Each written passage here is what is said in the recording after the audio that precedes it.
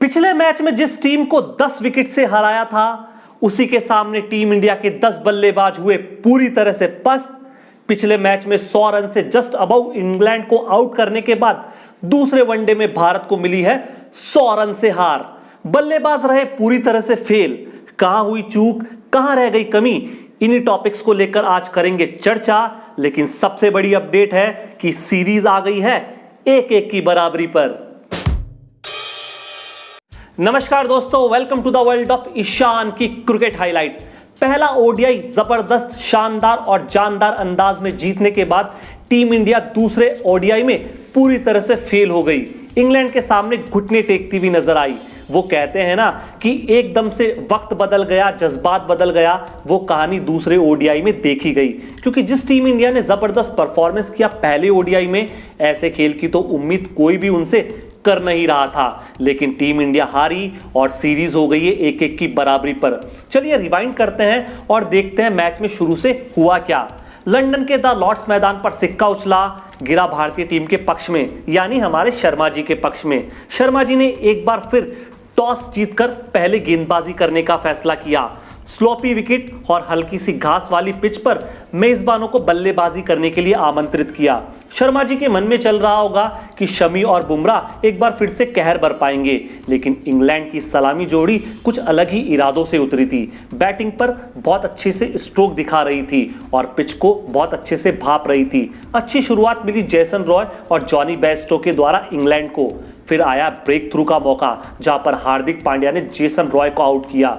Middle phase में team India हल्की सी हावी हुई और फटाफट विकेट चटकाए। रेगुलर इंटरवल में विकेट लिए और इंग्लैंड के 102 रन पर 5 विकेट कर दिए। उसके बाद लाइम लिविंगस्टोन, मोइन अली और डेविड विली ने लोअर मिडिल ऑर्डर को बहुत अच्छी तरह से संभाला। कैमियो इनिंग खेली और इसी कैमियो इनिंग के दम पर लुढ़कते पड़कते इंग्लैंड हो गई 246 रन पर ऑल आउट। भारत के सामने ज्यादा बड़ा लक्ष्य नहीं था, लेकिन लक्ष्य का पीछा करने जब रोहित शर्मा और शिखर धवन उतरे तो भारतीय बल्लेबाज लड़खड़ाते हुए नजर आए। रोहित बिना खाता खोले आउट हो गए, शिखर धवन भी जल्दी पवेलियन चल गए। कोहली के बल्ले से भी इस बार विराट पारी नहीं निकली, यानी भारतीय टीम के टॉप 3 बल्लेबाज, टॉप अनुभवी बल्लेबाज ड्रेसिंग रूम में बैठे थे। इसी बीच ऋषभ पंत भी बिना खाता खोले आउट हो गए। भारत को लगातार झटके मिल रहे थे, लेकिन लोअर मिडिल ऑर्डर को संभालने सूर्य कुमार यादव और हार्दिक पांड्या आए। कैमियो इनिंग खेली, लेकिन ये भी बल्लेबाज अपनी छोटी पारी को बड़े में तब्दील नहीं कर पाए और खामियाजा भुगतना पड़ा भारत को कि भारत आधी टीम जल्दी पवेलियन में बैठती हुई नजर आई और यहां पर दिखने लगा कि भारतीय टीम आसानी से मुकाबला हार जाएगी। और ऐसा हुआ भी। कोई भी बल्लेबाज इसके बाद कोई बड़ा स्कोर बनाने में कामयाब हो नहीं पाया। इंग्लैंड की तरफ से बहुत अच्छी गेंदबाजी हुई।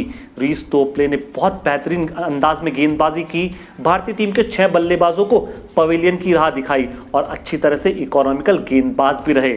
चर्चा करते हैं कि भारतीय टीम की ये हालत क्यों रही और क्या कारण था कि भारतीय टीम को दूसरे वनडे में हार का सामना करना पड़ा।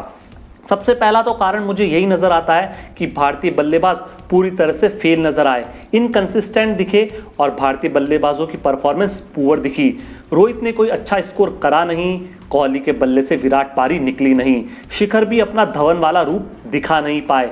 कुल मिला के एक समय के जो भारत के 3 टॉप स्पेशलिस्ट बल्लेबाज जो भारत के 67 और 70% रन कंट्रीब्यूशन करते थे, वो तीनों जल्दी पवेलियन और ड्रेसिंग रूम में बैठे थे।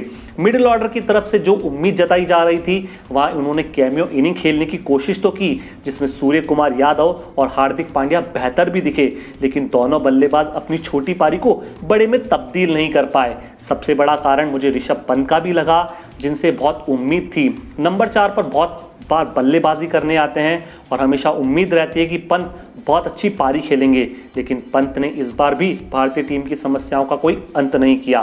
श्रेयस अय्यर को ड्रॉप करना एक सबसे बड़ा पॉइंट रहा। विराट कोहली हल्के से अनफिट थे या फिट थे ये कहा नहीं जा सकता, लेकिन वो अगर फिट भी थे तो मुझे लगता है रोहित शर्मा को सेम प्लेइंग 11 के साथ मैदान पर उतरना चाहिए था। और कहीं ना कहीं इंग्लैंड की गेंदबाजी भी एक बहुत अच्छा की फैक्टर नजर आती है, जहां पर रीसी टोपले एक टॉप परफॉर्मर के रूप में उभर कर नजर आए। जबरदस्त गेंदबाजी की। 6.5 फीट के गेंदबाज हैं। जब 10 फीट से गेंदबाजी करते हैं तो शानदार अंदाज में बॉल आती है, बल्लेबाज संभल नहीं पाते और कहीं ना कहीं जिस तरह से एंगल और जिस तरह की लाइन और लेंथ पर ऋषि तोपले गेंदबाजी कर रहे थे, डेफिनेटली भारतीय बल्लेबाजों को बैटिंग करने में काफ़ी परेशानी का सामना करना पड़ रहा था। भारतीय गेंदबाजों की तरफ से मैं बहुत अच्छे परफॉर्मेंस इसे कहूँगा और इसे बहुत अच्छे नंबर भी दूंगा। शमी बुमराह ने ठीक ठाक गेंदबाजी की, युजवेंद्र चहल एक्सेप्शनल साबित हुए, वाव गेंदबाजी करते हुए नजर आए और 4 विकेट जिस अंदाज में इन्होंने चटकाए वो भी कमाल के थे। जो रूट, जॉनी बेयरस्टो और बेन स्टोक को आउट किया, यानी इंग्लैंड के मेन पिलर्स को इन्होंने पवेलियन बिठाया। फिर मोइन अली का विकेट चटका कर भी युजवेंद्र चहल ने बता दिया कि कंडीशन कोई भी हो, पिच किसी भी तरह की हो, वह अच्छी गेंदबाजी करना जानते हैं। अब दोस्तों इस मैच से भारतीय टीम को क्या सबक लेने की बात है? कहीं ना कहीं भारतीय टीम को अपनी बल्लेबाजी में इंप्रूवमेंट करना होगा। हालांकि रोहित शर्मा को भी अब शुरू से स्टार्ट लेनी होगी और अच्छी स्टार्ट भारतीय टीम को दिलानी होगी। शिखर धवन को भी तीसरे ओडीआई में कमाल का परफॉर्मेंस करना होगा और एक बार फिर कोहली पर सभी की नज़रें होगी, क्योंकि यदि कोहली यहाँ पर फेल होते हैं तो कहीं ना कहीं वर्ल्ड कप के रास्ते बहुत उनके लिए मुश्किल नजर आएंगे। वेस्ट इंडीज़ दौरे के लिए T20 की टीम अनाउंस हुई, वहाँ पे विराट कोहली का नाम नहीं है, जो एक चौंकाने वाली बात है। बीसीसीआई की तरफ से संकेत हो सकता है कि अगर ऐसा ही परफॉर्मेंस कोहली का जारी रहा तो हो सकता है उन्हें टीम से बाहर का भी रास्ता दिखाया जाए। हो सकता है Virat Kohli T20 world cup के स्क्वाड में आपको दिखे ही ना, क्योंकि विराट कोहली की परफॉर्मेंस लगातार फेल होती जा रही है। बल्ले से वो विराट पारी खेल नहीं पा रहे हैं। सभी की नज़रें कोहली की फॉर्म पर है और सभी चाहते हैं कि कोहली की फॉर्म एक बार फिर से वापस आ जाए और कोहली टीम को जीत दिला जाए। आपकी दोस्तों क्या राय है इस विषय पर? नीचे कमेंट बॉक्स में अपनी राय ज़रूर दें और वीडियो कैसा लगा ये भी ज़रूर बताएं। शुक्रिया, बहुत बहुत धन्यवाद।